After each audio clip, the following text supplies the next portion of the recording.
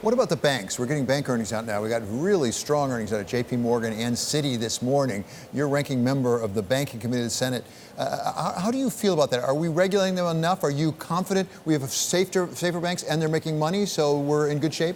They're making money. I'm not confident that banks are safer. I see the same kinds of, they have a great group of lobbyists in Washington protecting them. But I look at housing prices. I look at access to housing.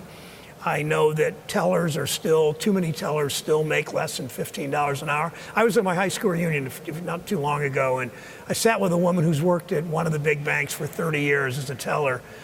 She makes less than $30,000 working full-time, yet the banks continue to reap huge profits, and so many workers at these banks continue to struggle. And that's unfortunately emblematic of much of the economy at large. Corporations are doing better and better. They're getting big tax cuts. They're doing corporate buybacks. They're not investing in their workforce. They're not investing in the future the way that the president promised they would when I met with him about the tax bill in the White House. And Senator Brown, what's to be done about that? Is that something that should be specific with respect to banks, or is that part of a larger phenomenon embedded in the tax structure and other things that apply to all corporations? It's the tax structure. It's failure to raise the minimum wage for over a decade. I don't blame President Trump entirely for that by a long shot, but it's making sure that workers share in the wealth they create, and we've done that better than we ever have through the USMCA.